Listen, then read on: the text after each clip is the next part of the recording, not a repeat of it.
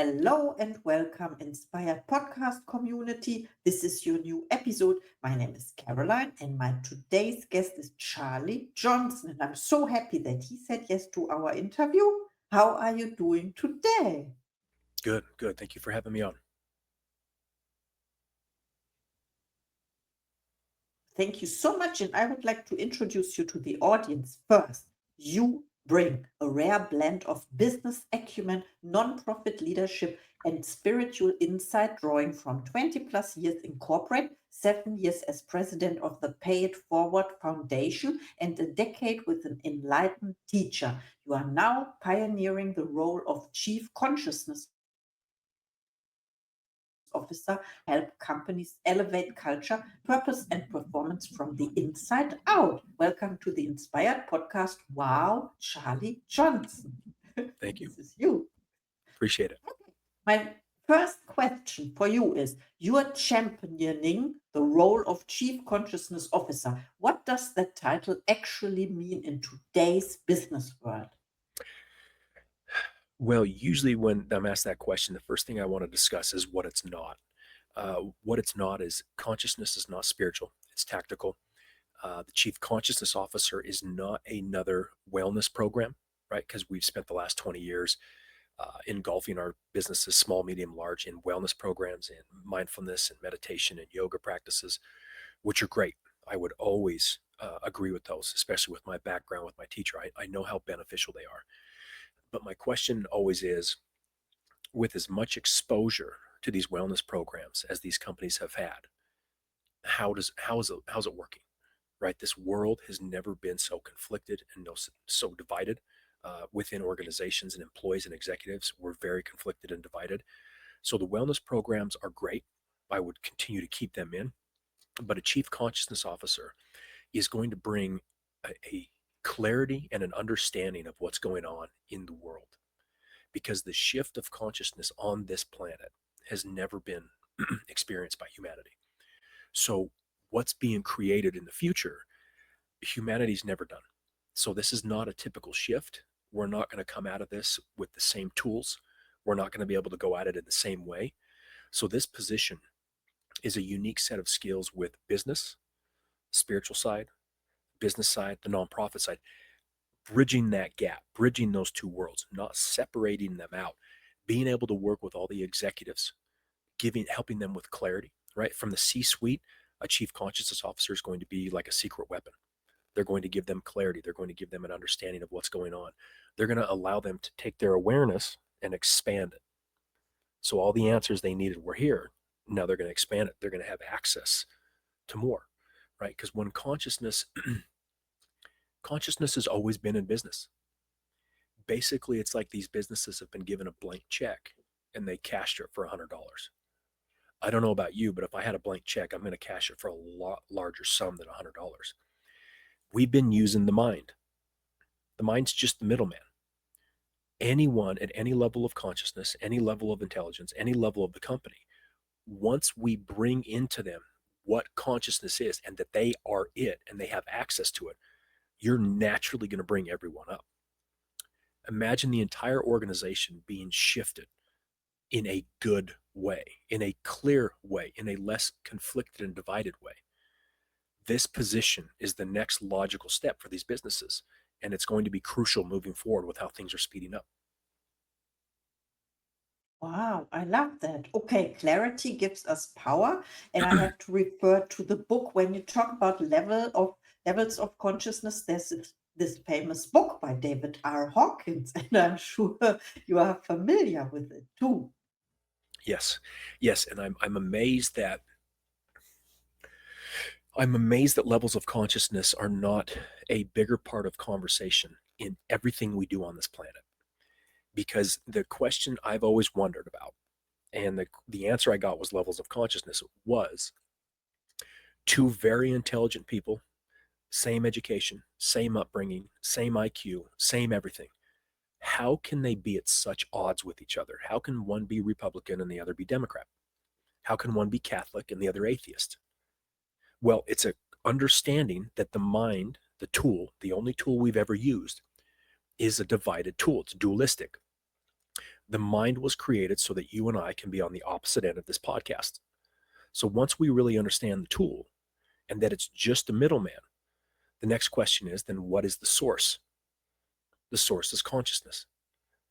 So why two individuals with such intelligence can be at such odds, why we war over different gods, why we kill each other over that, is just because of the mind.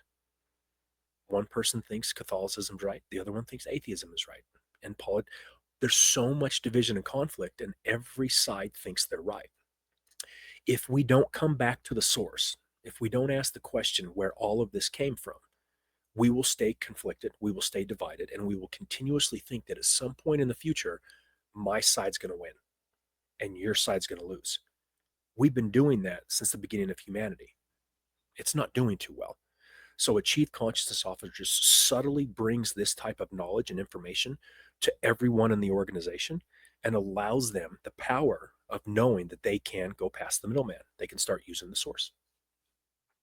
Wow, I love that. And of course, I have my own thoughts about it. It is, yeah, because I I deal with this question every day. And this is in of the podcast Inspired Choice, because we all get to choose what things mean. And my favorite, or my favorite coach, the best coach I ever had, had this from Bashar, and Bashar says everything is fundamentally meaningless, and it's our choice to give meaning to things. What do you think about about this quote? Are you talking about Bashar the channel? Yes, And tell me, remind me the quote again. It's fundamental. Are you talking yes, about? yes. Tell Everything is fundamentally meaningless, and we get to choose the meaning, or we give meaning to the things. And this is why, and you talked about the Yes, lose-lose situation, but yes, these are two things of one coin, right? You talk yes. about duality, Yep, the or heads and tails of the coin. Yes, that's 100% correct. And when you speak that everything is fundamentally meaningless, a lot of people will probably not really like that, right? Because they have meaning to something. But what your point is what's meaningful to one side is not meaningful to the other, and vice versa. So which one is right? Which one is wrong? You're either both right or you're both wrong. You can't have separation there. So when Bashar and these other channels start talking about that stuff, they're 100% right. But we're in the very dense 3D realm with a very divided mind, and we just cannot do that. We can't accept both sides. So that's why the position of chief consciousness officer is so important, because that position can choose both sides. They're neutral. They don't have a dog in the fight. They understand both sides, which bridges the gap. Because when I ask a question to someone about their views or their beliefs, I'm not asking to see if they're with me or they're against me. I'm just asking. I'm that blank wall behind me. I'm this open space that allows the individual to put the walls down, to be less restricted, right? They just get to be there authentically themselves. And once they're able to explain what they're doing, why they believe what they believe, and then they start to understand why the other side believes what they believe, and they start to see similarities, division and conflict is reduced. That's what you want inside an organization. That's what you want on this planet. wow. Oh, I love that. I talked about this earlier. The chief consciousness officer is bridging the, not the gap, but bridging the planes of understanding, right? The spiritual and the, you didn't talk about the physical, I think, but you mentioned 3D and then the mental plane of understanding. I love that. Thank you so much for sharing. Yes, yeah, and as you know, everything is consciousness. Everything physical and non-physical. It's fundamental to our reality. So when we can tap into that vast resource, which is infinite, we have access to anything we want. Wherever our awareness points, we'll have access to it. Wow. Yes, I was thinking about that, about stones with consciousness. Yes, this is what you said, and it is not, maybe not easy for everyone to understand, but yeah, we can gain understanding. My next question is, what's one thing most companies misunderstand about purpose-driven culture, and how do they fix it?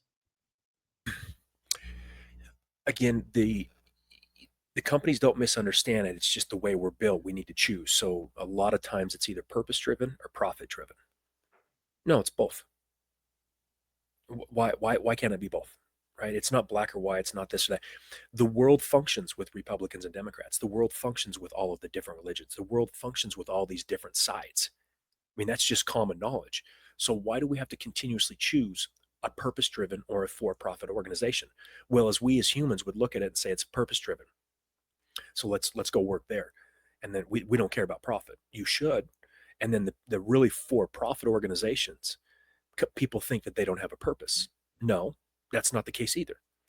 It's both. Every for profit organization does have some type of purpose. You may not agree with that purpose, but they have a purpose. They truly have a purpose, and their purpose may be different than yours, which again comes back to the Catholic and the atheist. What you think is right, they think is wrong, and vice versa. So that understanding of what you and I are discussing engulfs every type of thing on this planet, just like your question. No matter what question you ask, it's going to be an either or answer for most people. But we can have both. We can have profit and we can have purpose. We can have this merging of together. And individuals need to find an organization that I guess lines up with their purpose. Oh, yes. And what I learned also recently is that a non-profit is also a business. Oh yeah, and I have my time in the nonprofit world, and they were more cutthroat than the for-profit because in for-profit, you know what they're looking for. Nonprofit, they hide behind kindness. Yes, that's true. Thank you. This was a truth bomb here. Mhm. And I recently started my Inspired Choice Foundation. This is what I'm about to do. Okay, my next question is, you've seen how consciousness shifts business. Can you share a real world example where that transformation changed everything? There's an organization here locally that I started working with, and there were certain things that they had talked about at the board level for 5 years. Someone would say something, someone would suggest something, and it just kind of kept being pushed to the side because there was always an issue, there was always a conflict, there was always something that didn't work. I went in, I was a part of their board meetings, and we got more accomplished within a month than in the last 5 years because when you have an individual such as myself, it's just this neutral, clear space. It's like a Google consciousness. I'm not looking at what people on the board are saying from a certain perspective, or I know that guy's Republican, so I don't want to listen to him. I don't have any bias or conditioning. So I'm taking in the whole story. I'm taking in everyone's perspective. I'm taking in what needs to be accomplished. And because I'm neutral, when I reply and say, this is what we should do, and everyone gets kind of fired up about it, they know it's coming from a neutral standpoint. It's not coming from the board member you don't get along with, because that person on the board that you don't get along with may have the best answer, the best solution, the best suggestion. But because of your bias and your blindness to it, you are going to hesitate. And maybe because it wasn't your idea and it was his idea, you won't approve it. You won't. So when you bring someone in who can bring everyone's level up, their clarity up, and you're neutral, and you make a suggestion, there's nothing within anyone on the board that looks at you and says, oh, he's for me or against me. They look at it and say, oh, that's a great suggestion. And it didn't come from the individual I don't like. It came from someone who's neutral. Now imagine that position at any level of the business. Yes, I love that. And I can only imagine how this looks like. I can say maybe it has to do also with when you said whose idea was this. I once learned that ideas are like there is no owner, they are universal, or everyone can have this idea and build upon it, Mm-hmm. maybe. Oh, Yes, you so you it is yeah. you froze there for a sec. What were you saying? Oh, I'm always always freezing. No, I said it's like when you do a mastermind, the mastermind principle to connect to infinite intelligence, and then you download those ideas. Yes, absolutely, absolutely. Yes, I love it. So, what was the process then when you worked with what was the name? Enlightened teacher, what was the process then that led to your neutrality? How's the Well, word? when you find a very high level teacher, they're going to they're going to have you read a lot of books. They're going to teach you a lot of things, not to fill your head with knowledge, but to have you at some point in the near future or down the road understand it's all coming from the same source. So they'll have you read all these different books from these different religions, these different ideals, these different beliefs, and at some point you'll come to the understanding that all these books have different words, different ideals, different directions, but they're all talking about the same stuff. And when that happens, you realize that you're going to have a very difficult time choosing a side. You're going to have a very difficult time saying this person's right and that person's wrong. You're going to look at it and say, every time you put a construct or an idea or pick a side, you're dividing, you're conflicting, you're creating the world you don't want to do, you don't want a part of. You're trying to make the world better. You're trying to make it less divisive. You're trying to make it less conflicted. But every time you choose a side, you're actually creating what you're trying to rid the world of. So a high level teacher is not going to teach you anything. They're going to remove stuff. They're going to remove your conditioning. They're going to remove your bias. They're going to remove what you think is right, what you think is wrong. And they're going to let you see that everything on this planet, physical and non-physical, is coming from the same source. So how can we separate that out? How can we divide that out? How can we kill someone over something that we believe is right and the other person's wrong? None of that makes sense when you really have a neutral standpoint. Yes, the question is if we have to interact at all, or when we observe the unfolding and the, let's say, reality because it's perfect as it is. Agreed. we can, Absolutely agreed. yeah, Yes. sure. Sure, this is what I am working on. Thank you so much for sharing, and I would like to know where can we find you when people want to reach out to you after listening to this episode.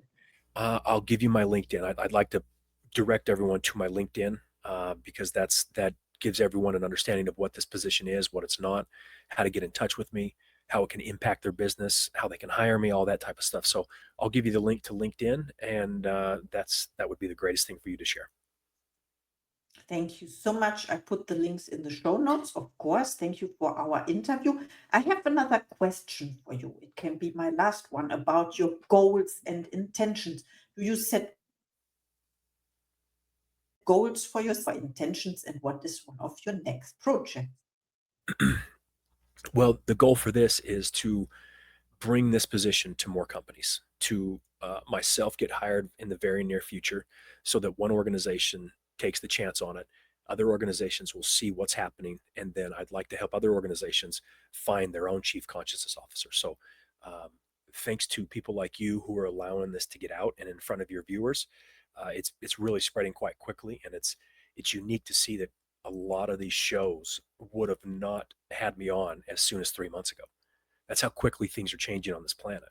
They're starting to see that chief consciousness officer is relevant. They think they're very curious about it. They're very attracted to it. So I appreciate you and others letting the world see that this position exists.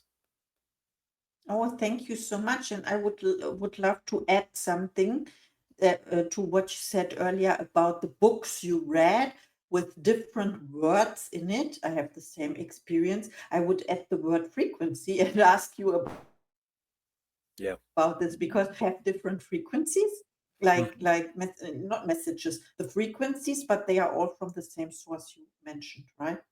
Yes, the same truth because it's the truth, the truth. Yes. Yes. Not Yes, yeah, okay. the absolute truth, not the relative. Exactly. Not my truth, not your truth. It is the truth with the Yes. capital T. This is Yes. how I understand it. Thank you so much for being my guest. Enlightened now too and inspired. And I absolutely love this title, Chief Consciousness Officer. I have to practice this title, but I would like to see this in every company. And I Me too. think change starts with ourselves, right? Change starts with me.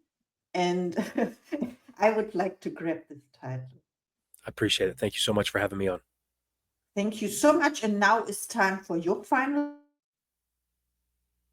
thoughts to the audience, please.